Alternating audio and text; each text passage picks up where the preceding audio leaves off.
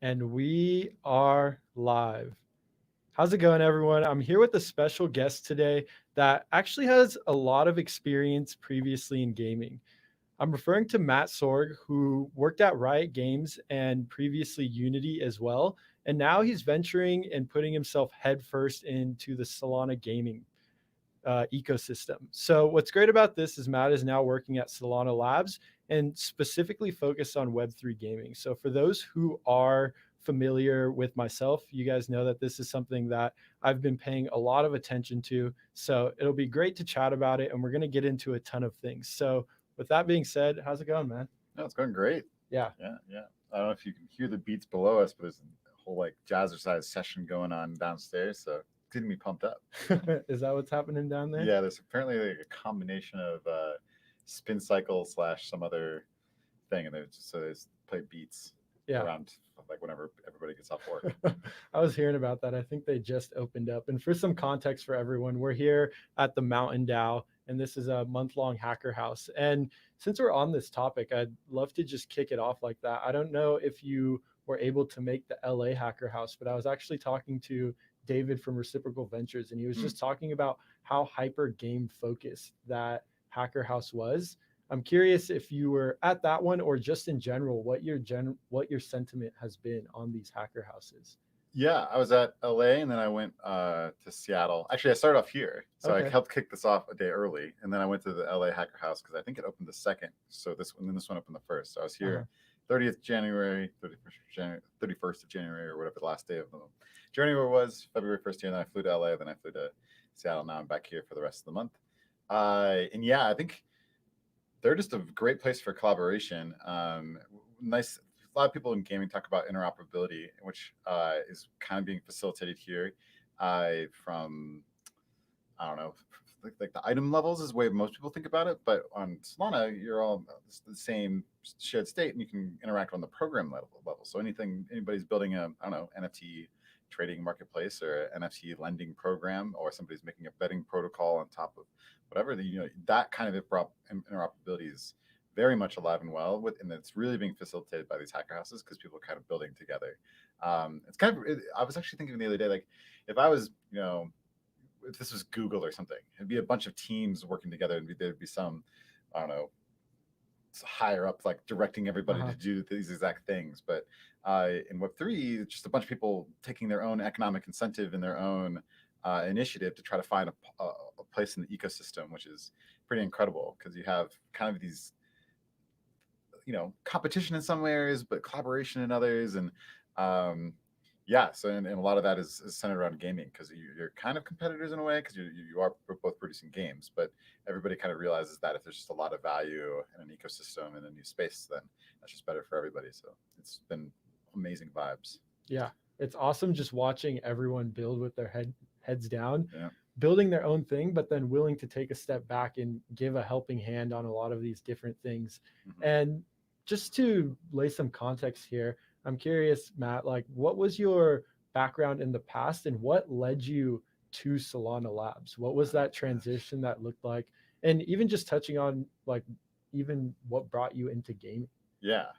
Gaming was very early. I mean, that's in school and just as I was growing up. I have two brothers waking up at, you know, 3 a.m. to sneak downstairs to play video games in weird hours of the night so we could get more gaming time during the day if my parents ever had us on limits. Just like all that weird stuff growing up.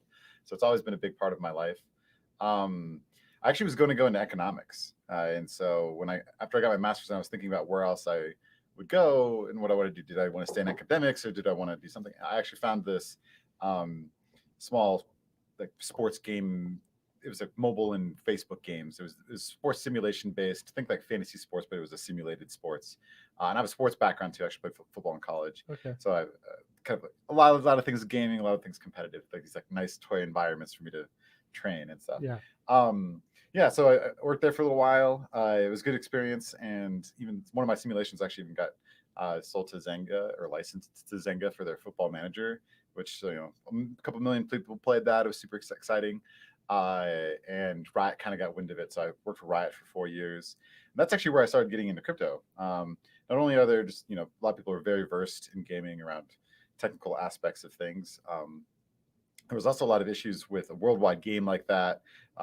Payment systems in some places, like their credit markets, like credit cards and other Uh-huh. payment systems, aren't as developed in some areas as opposed to others. And if you have like this worldwide player base, there's some issues there. Also, the skin code system, people loved skin codes, at conferences and things, but and they would try to trade them with each other, Uh-huh. but there was all these scams involved because all it was just like some numbers and letters, printed on a piece of paper.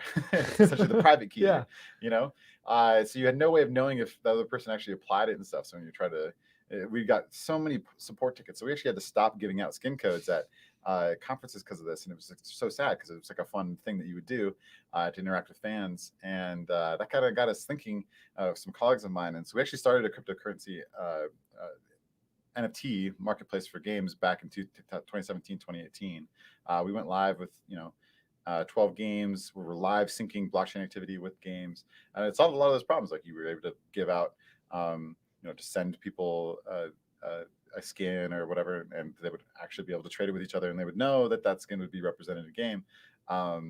Which is actually kind of funny because that's actually that experience when we couldn't make it into a business, but that experience actually kind of saw the positive side of this, where people are kind of like, like the game still has to certify this item. What if the game goes down? Like it's no longer like this immutable thing. Uh-huh. But I'm like, well, from a perspective of a company that went under, but the games were still live. Like it didn't matter that we were under and our marketplaces weren't live anymore. Those people still had their items in game. Like they were very much lived on past the initial issuer that was us, and their certified ownership of the games. Like all that stayed with them.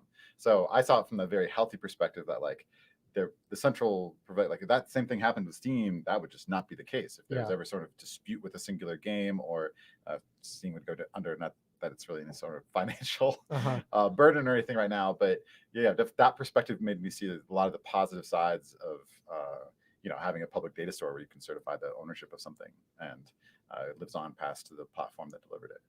I Yeah. know. I was just gonna jump in there on the aspects of open economy gaming. I mean, Mm. I grew up playing a ton of games as well, and most games inherently have economies. Some a little differently Yeah. structured than others, but there's this whole backdoor process of going on Yeah. Reddit gray market threads, and it's very similar, and even sometimes like harder than this situation of trading skin codes where you're trusting these third party sellers. Yeah. And it's just really interesting because a lot of these things happen anyway.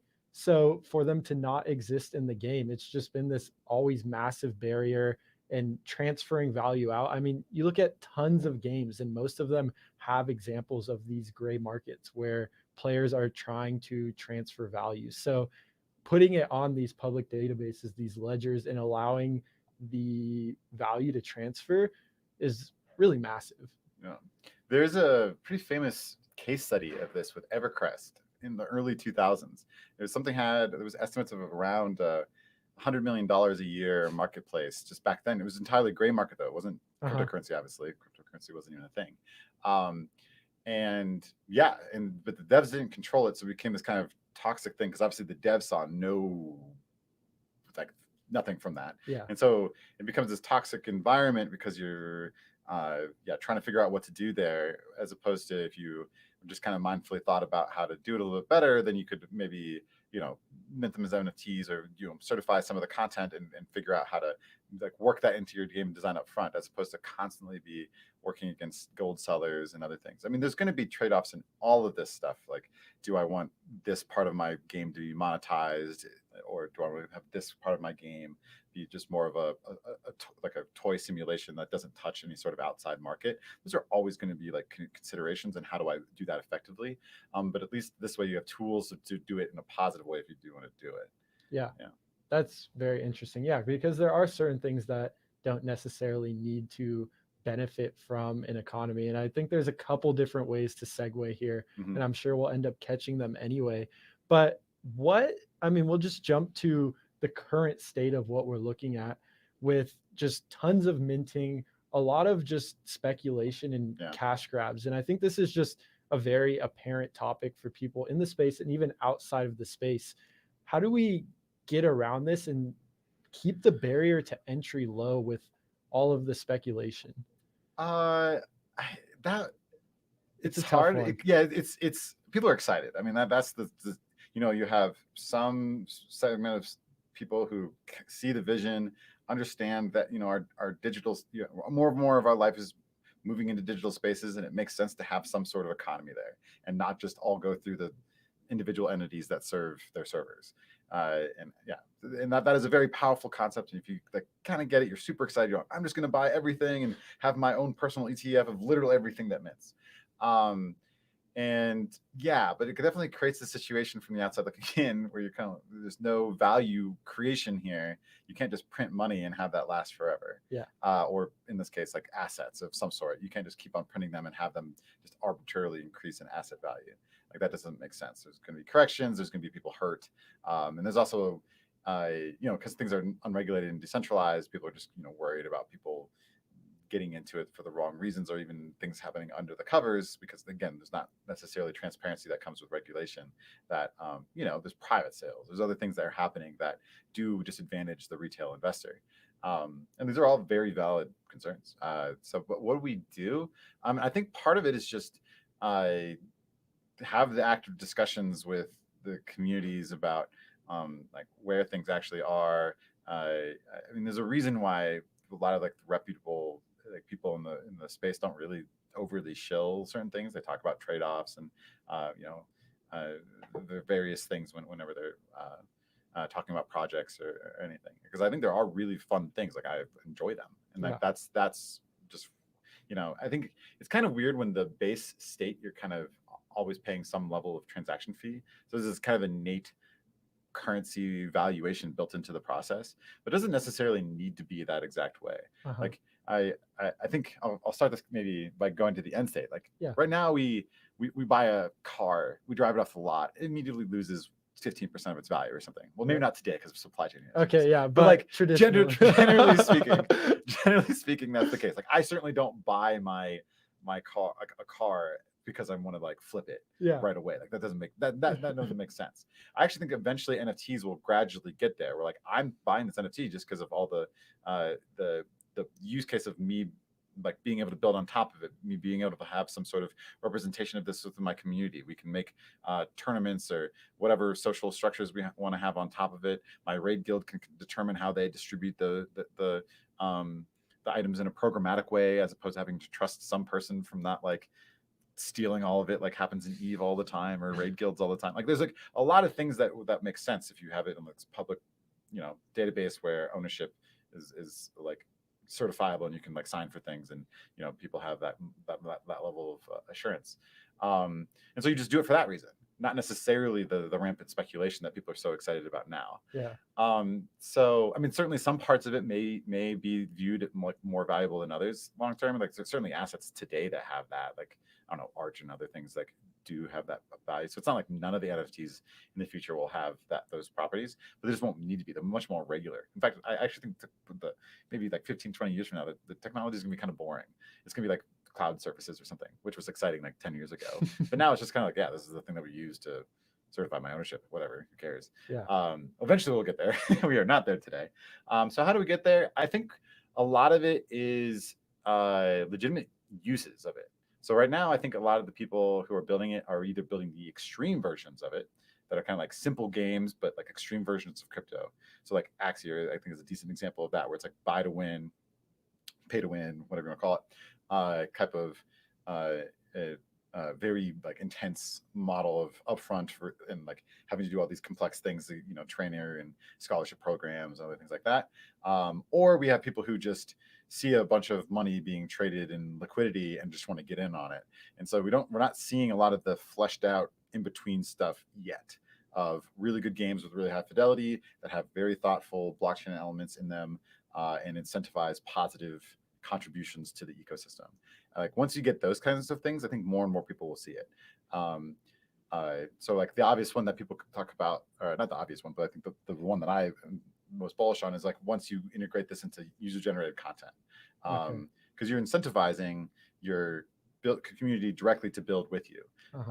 And they can create content with you, and you don't have to worry about like, I don't know, all these like financial things. You just know that they know exactly what they're getting into when they produce the thing, and they'll get the payment, and they'll even have the incentivized to do it more if they're creating a ton of value.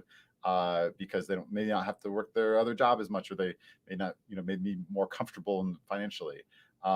Which sounds weird, but like think of what content creation has become. That's actually currently basically the only way that they would monetize. If I make something really awesome in a game, the only really way I'm incentivized to do it more is if I can make a YouTube video about it and then get money from that, which is a little bit obscure. Like Yeah. if people are just getting value from the thing I created in the game and they're willing to pay for it, I should probably just get value from that directly. Yeah. And so I think that's what we really need to get to. And I think there's a lot of people legitimately building that today. It's just, it's going to take some time and some thoughtful rollouts of these things so they happen in really healthy ways for people, and all the infrastructure that's necessary for consumer protections and things as more and more people get in.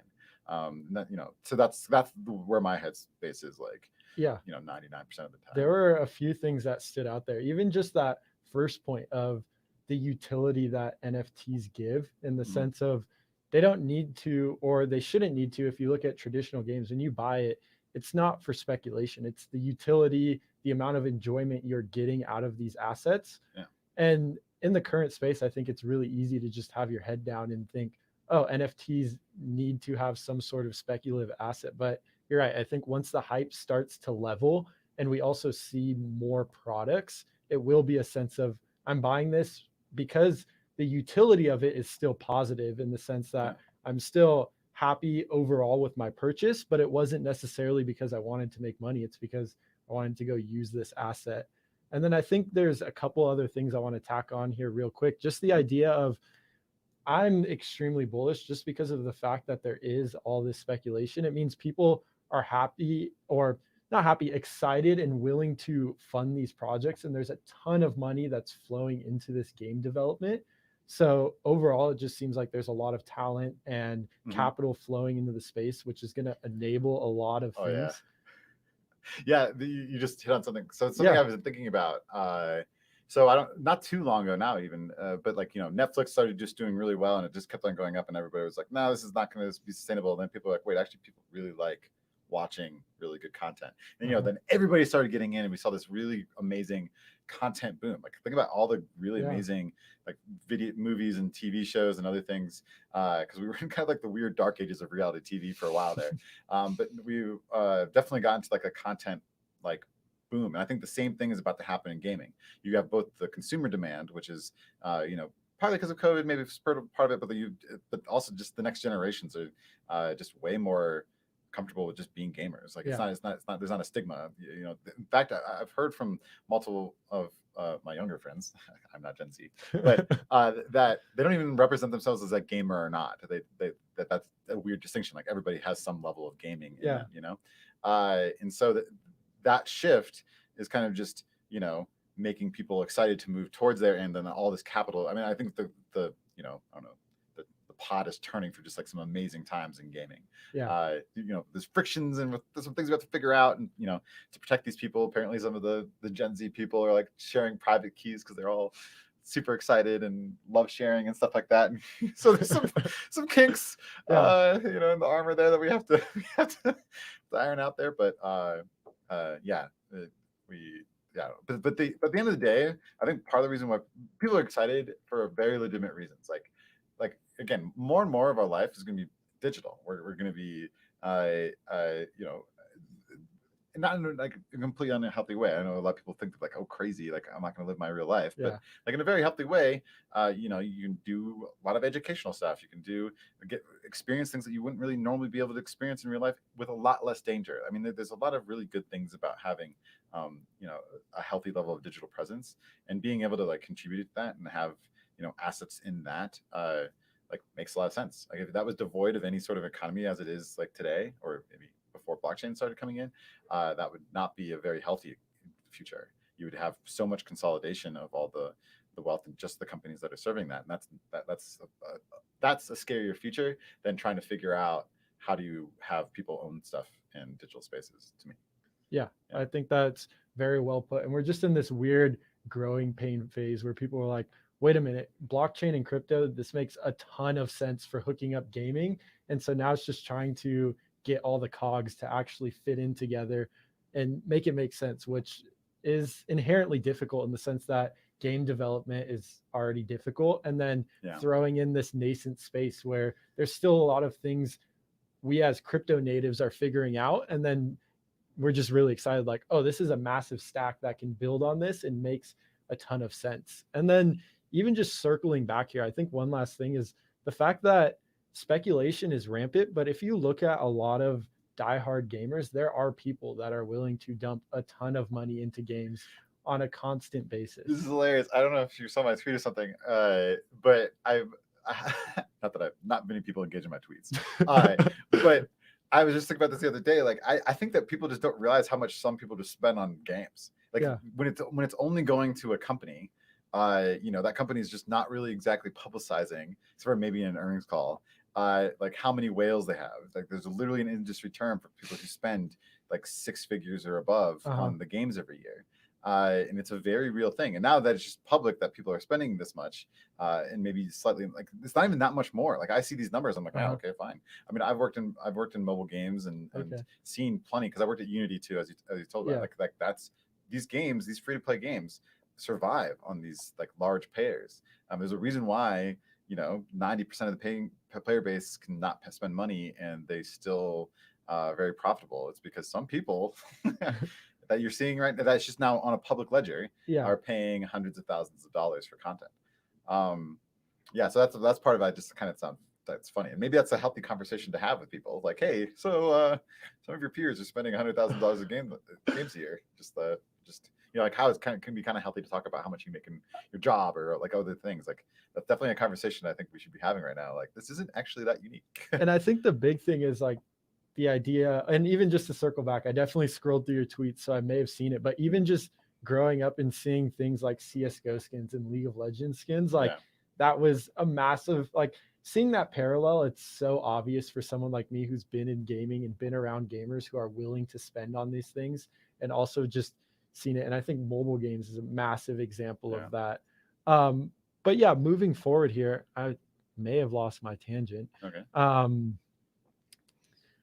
Oh, yeah, on the idea of, I think blockchain makes it a little more healthy in the sense that like this value is a lot more transferable. In some cases, it gives you a lot more weight in the ecosystem of what you're actually involved in and participating in. So I think that's even just another layer on top of that, that the blockchain does make these whales a little bit more healthier. They're getting more value and more meaning out of the assets. Yeah, I think there's the legitimate worry that the whales are just going to get more rich because they're going to have some economic benefit to this, and so like they're going to get on more private sales because people are going to try to draw them in, similar to like Sushi Swap taking from Uniswap, whatever. Um, and I think that is a legitimate worry in some areas, but in other areas, there's a lot more just value creation. There's more ways of getting economic benefit from these games. So, like, if I produce something, I'm going to get some whatever. Like, well, certifiably, I'm going to get whatever I know by the code is going to give Mhm. me. So there's no like that part of it's certifiable. So I know where if I'm putting my time, I have that expectation. And so that part of it's the part that's really healthy. I mean, there's definitely stuff to work out in like how the whales like affect the ecosystem. Um, but at the end of the day, like the games are still going to be valuable because there's people there and there's a community around it that there's going to have to be that kind of that incentivization around that. The weird thing now, in thinking about the kind of the Axie land, or that instead of just the free to play model where these whales are subsidizing free to play people, that there's probably going to be a world where the whales are literally paying the free people, but it's like they're like that's the way it is in Axie right now, Uh-huh. which is kind of weird because it's people call them sweatshops, but that is a very Western view. Like the amount of people I've been in Zoom calls with that are legit like politicians in some of these areas for developing Uh-huh. economies because it's bringing people out of poverty. Yeah. Like just look at the guilds and some of the people on those boards. They're politicians. They're people who are advocating for the little man. Like this is definitely a very Western centric view that these are sweatshots. Like some of these people were unbanked. I think there's like some of the statistics I'm seeing out of this, something like 50% plus of the people who are making money off of Axie legit didn't have bank accounts. before this. And so, I mean, I'm not saying that this is something utopia right now. There's Yeah. definitely some things to work out, but it's definitely not as toxic as like sweatshop thing. You know, there's certainly some people who are being overworked and like whatever, but it's not like they're held against their will. Like some of these people just legit didn't have jobs Uh-huh. beforehand, and that's going to have to shake out. But that's why I'm actually really glad to be on these calls with some of these politicians as they think about how to manage these things within their communities. Um, but at least there's avenue now. Yeah. Before there was no avenue for that to happen in the digital space at all, and I think that's worse. And I think that's interesting because yeah, the Western view of it very much is sort of this guild sweatshop. Mm-hmm. To see more of it, and even hearing, we have a journalist on our team who is very heavy into play to earn in Axie, and it's very similar. Even seeing like the community come together and things like the hurricane, I think it was that hit Yeah. the Philippines and band together. So there is a lot of value coming out of these, and even like the stats on people that are unbanked are being able to hold currencies that can hold their valuations a bit better than other places. So I think that's just great to touch on. And while we're here, kind of on the idea of growing pains, I know we were touching on that a little bit. Why do you think we've seen like some of these traditional gaming companies falter when they try to step into NFTs? Yeah, I mean, it's weird because being in all these companies, uh, now I don't want to talk about the specific places Yeah. that I work directly, but obviously that's where my experience is. But um, there's it's interesting because you get these people who very technical, you know, they're making games which is very hard to make, and so on the one hand they really understand the tech, and some people uh, come out of that very bullish and just can see kind of the future, and other people come out very negative, and a lot of it revolves around I think a lot of this view of how we get there and how what's going to happen along the way. So the bearish cases there's just going to be a lot of very the consumer protection type of things that happen along the way. um, so that's why I'm not even really mad about that. Like I'm not frustrated by it. Like I think the it's very genuine, the backlash against them. Uh-huh. Like think there's not really like an economic incentive for most of the people who are giving backlash. So it is very genuine. And so I think for the crypto community, trying not to be like too upset with these people for being like naive or whatever it would be, because like their heart is definitely in the right place. They don't want people to get scammed. Now the conversations, or like what is the healthy conversation to have? I mean, I think a lot of that is really understanding their views. Like they a lot of people play games very legitimately just to not interact with the outside world. They don't want there to be an active economy. So like a lot of people are like, why would you not want to own the thing that you want to know? I think it's the most like when you're deep in maxi crypto land, like why would I no longer own my digital stuff anymore? Like I Yeah. own all this stuff I have. This is great. It's my wallet. I can send it around. This is amazing. But some people just like legitimately don't want to have any sort of financial world interact with their game experiences. They want to play tic tac toe, and they want to play tic tac toe. Like that's the confined environment, the toy environment that they've created for themselves. And so understanding that when you're making like when you're talking with them, when talking with people, that that's one of their views, can really help you frame your conversation. So one of the things you could talk about is, well, maybe some of these games, the just like the pay to win moved more and more to just pay for vanity. Maybe that is that okay? Because that's like 80% of the current game market right now is like some level of free to play, and so and maybe, I don't know the exact percentage of that that's vanity, but a lot of it is. Yeah. And so I think that's just one of the things that this vocal group is going to push the industry toward is less and less pay to win crypto version to pay for horizontal progression, pay for vanity content and other things like that, which I think is a very healthy conversation. And but if you know that going in that that's the conversation you can have with people, then you can kind of get a sense of like where they sit on that line. But by that line, I mean like how much effect outside systems have on a game. Because it makes sense in some places. If you're making like a metaverse of like a block where it's like a retail space, I don't think anybody's like, well, you shouldn't be able to buy stuff there. That's why it exists. Mm-hmm. And so you don't really see much dissension there. Uh, yeah, so it's really about like what kind of experiences can we create and make sure that they see that can still exist in this NFT like GameFi land.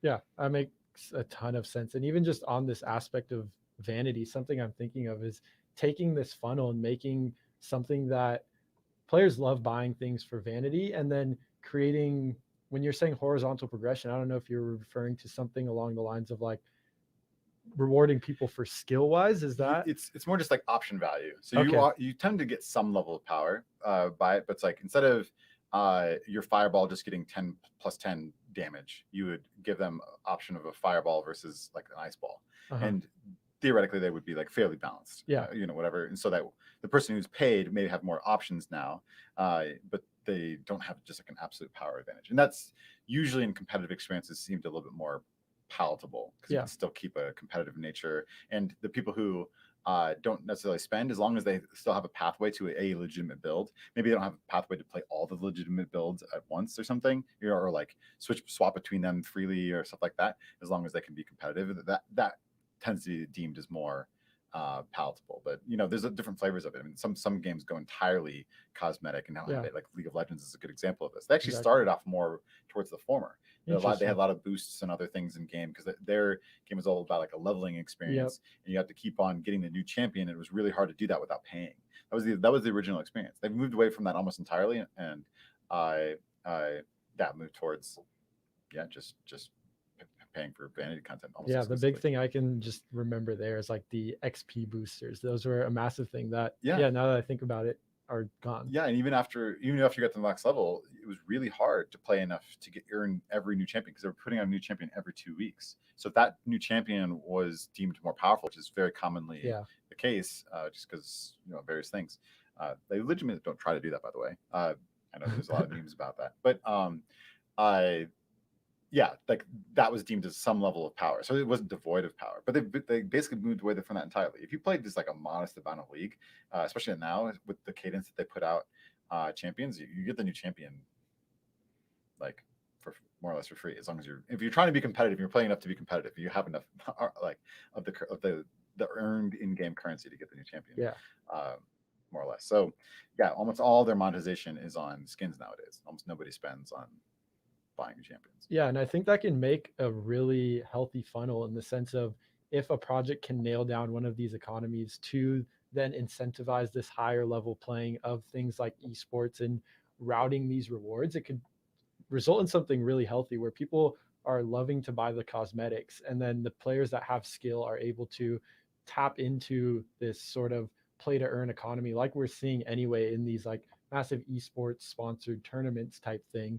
And then the cool thing about value going to the higher skill players is a lot of the time they tend to put it back in because it's where they're spending most of their time, in the sense that they'll probably buy the next cosmetic because it's just what they're doing most of the time. So that's something that I was thinking about as well that could be built in, and it doesn't make it so much like a play to win, but more so incentivizing where we're seeing the space moving anyway with tons of esports and like tournaments in that sense. Yeah, yeah. I think that's a good way of putting it. Like maybe even frame that like slightly differently. You could have an economy where you, you earn like a governance token while playing, not necessarily the SLP like you do Yeah. in Axie. You could do some other models, and like we're seeing a lot of exploration in this, where like the good players are people who positively contribute in some way are the ones who are just gaining a governance token over time, and they vote on things that affect the game experience. So it's like the winners will affect some, I don't know, actual gameplay, and they can affect the story that is the world, or the story that is the competitive experience. And there's a lot of configurations that they could potentially be exposed to that now the community has a say on. So it's not necessarily even like a strictly monetary thing at that point. Yeah. People may pay in to have influence, but you're voting on typically community things and directions of the game, and not necessarily any micro competitive thing. And so those are some interesting explorations, I think, too, because then you're building with your community. And I think it's kind of weird. So something that like I haven't mentioned yet, but like very explicitly need to say, like games are made with money. That you Mm-hmm. have to, if you want the best builders and you want the best games, it's not all about the money. I mean, there's definitely people who do it as passion projects, but servers that they're hosted on aren't cheap.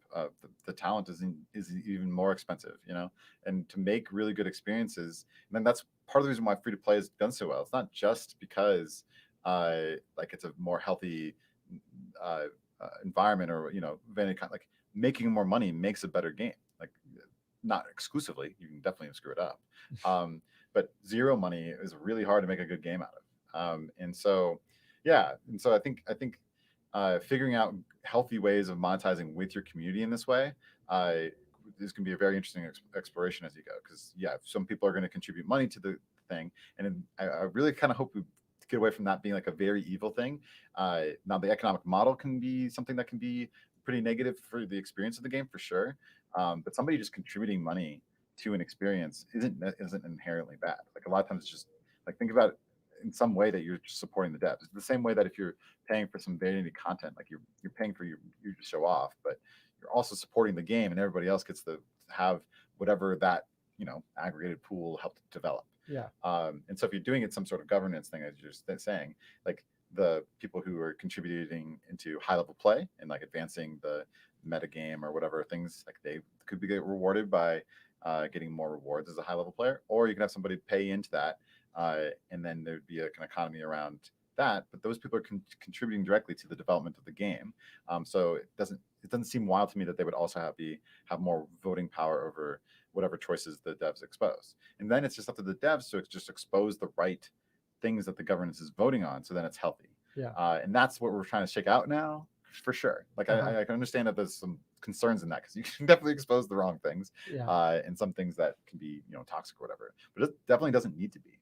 Like there's a world where what I just described is a very healthy thing, for all involved. And I think this is always a balance of like actual community and players and devs and changes that are made. And that just opens up a whole nother realm there and almost makes the communication easier. It's not like it's some holy grail, it's going to fix all game development and not have any bad patches, but it always is this Yeah, balance of community feedback and developers. And I feel like currently, right now, at least when I was heavily playing games, a very common theme was that the gamers typically always had this feeling that they were a little bit underheard or yeah, underrepresented. So introducing more governance is interesting, and I didn't really think about it too much there.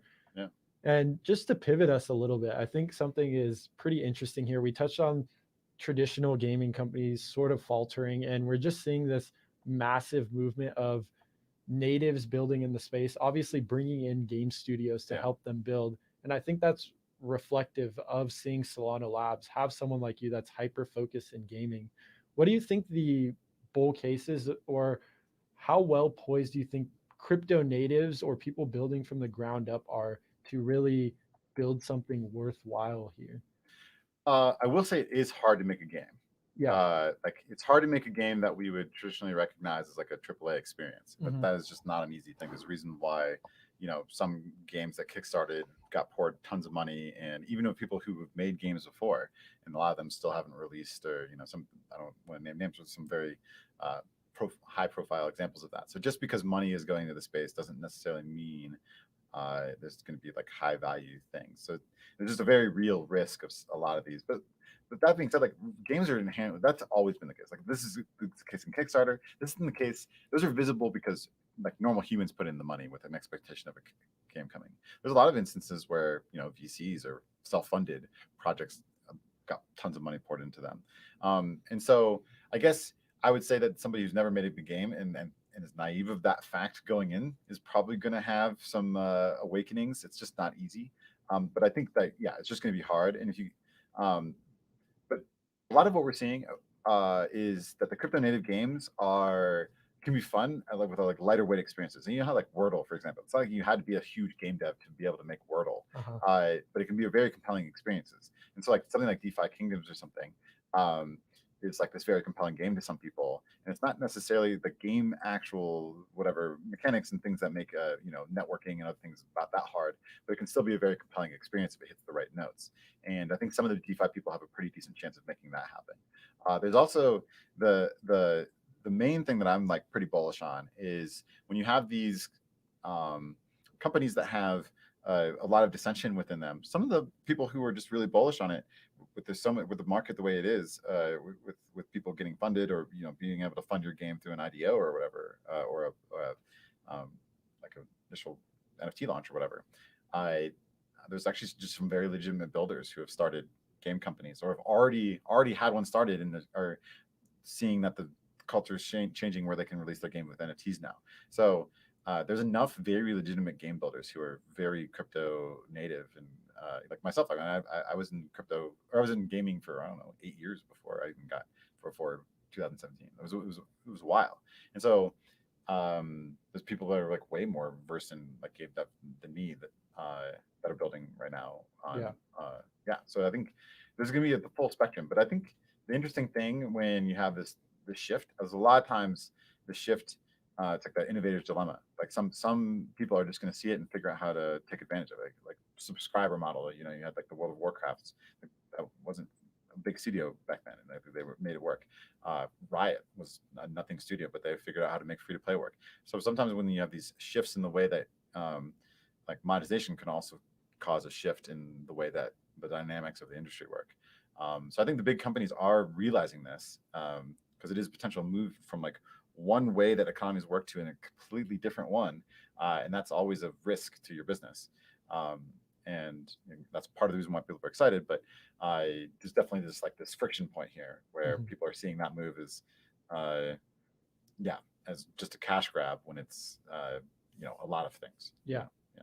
And I think that's what gets me excited as well. Seeing like actual studios coming in, people with previous talent, that's what makes me excited as well, because it is people that are also recognizing this shift, and it shows that it's like, okay, it's not just me as a gamer that thinks this is exciting. Hmm. It's people who have a ton of experience, who have building these things, Yeah. who have an aligned thesis and are able to come into the space. So I think it's going to be really exciting, and just the idea that there will be innovators that find the niche and the economy that works, whether it is something like Axie, which has caught strong traction already, or something more in the realms of cosmetics. Because I think what you touched on, even on that idea of people people play games like as an escape sometimes, like a Hmm. way to unplug and really relax. And so putting in a hard financial incentive or putting in an economy can deter that experience massively. So I think there's a lot of different ways to go. And I think that's what's really exciting, like which verticals will take off the most. And we're already seeing some catch traction. And I think the coolest thing is, like myself being a gamer, we haven't seen any like actual game launch that is like, wow, this is amazing. They're all still building at like these fast-paced crypto speeds. Mm. So I think in the next They're one to, coming. yeah, They're exactly. coming for sure. And I it, mean, I think there's even some games that are like visibly in development right now. yeah, I don't want to show too many of them, but I think there's very legitimate games on Solana that are like, even just the sneak peeks. Not even me who gets to kind of play test some of them. Like yeah, they're very legitimate yeah, games. Yeah. The other thing I'll say on top of this is that a lot of the legitimate game builders are building tools. So one of the things about everything on Web3 being so connected and people being able to interact is any programs that are on Solana, any game tool can interact with. And so people are really thinking about how to build on top of an existing game experience for a bunch of fun tools. And that's why you see people like even like Justin Kahn getting into, mm-hmm. who co-founded Twitch. He doesn't have to be working, Yeah, but he's definitely hustling, and because it's exciting. And mm-hmm. so you get that rejuvenation when you see like the possibilities and the fun stuff that can be created with this new this new thing where you're bringing a lot of other people into the fold, and being able to like have them have economic incentives to create awesome stuff. Yeah. And I'm starting to get down to the end here, but just to resurface something we've danced around a bit, is it really comes down to people need to build fun games. Like it sounds weird saying, but that's really what it comes down to. People need to build fun games. And so we know Mhm. that's in the process, but what are some things that in the space you think could be going better to onboard these users? We obviously need users to come in. Yeah. What are like the main points you've been thinking about there? Well, because companies like mine died, there is a bit of a tooling gap around just like simple onboarding, and there's different flavors that people are solving it. But yeah, just having a really easy experience that ends up being also secure and communicate this, like how important certain parts of things are, like your private key and your seed phrases and stuff, like, and being able to accurately communicate that while also making it so that onboarding experience is incredibly smooth. I think there's just some very legitimate consumer protection things there.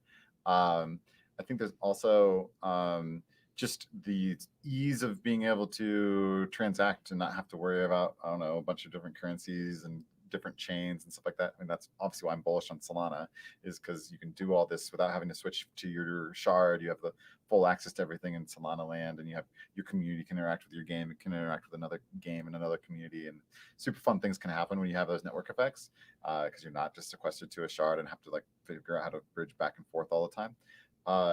Yeah, so I think it's just a lot about those communities being uh, like fleshed out and built out more, and the consumer protections. I think once you get that kind of ecosystem effects, then you can see a lot of really awesome things. Yeah, I think that's very well put. And that wraps it up for me here. I know we covered a Yeah, ton of stuff and that was great. I think this was one of like the more in-depth conversations and it really like arose new thoughts about how the space is going, where it can go. And overall, just exciting to see what is building and that it's here on Solana. So that wraps it up for me. And I just want to thank you for coming on, Matt. I don't know if you have anything else to tie that up. no, I'm just really happy. I'm super bullish. Obviously, like I could work anywhere, and I'm super excited to be a part of this Solana ecosystem because it's very uniquely positioned to create this interoperable space. So like anything you build, like part of this hacker house, can be used by anybody else that is in this space. And so I think that's like an incredibly compelling thing as we you know healthily move into this world. So anybody out there who wants to build something, we have an active hacker house going on. There's a gaming track. There's a bunch of other tracks. There's a bunch of prizes for various things. So definitely get involved. It's as easy as just like logging on to the Solana Tech Discord or getting involved in talking to people and seeing what they're building. Yeah. So yeah, That's amazing. And I really think it's just exciting just to tie this all up that we are in this point where we're seeing a shift. A lot of people in the space are also seeing the shift. And it almost just seems we are at a growing pain where there's a lot of little things to flesh out, but everyone seems to have this end goal idea of how and why it could be used. It's just how do we get there? So I yeah, think that leaves it off on a great note. yeah, And just want to thank you for coming on. So thank yeah. you. Yeah, cheers. And until next time, peace out, everyone.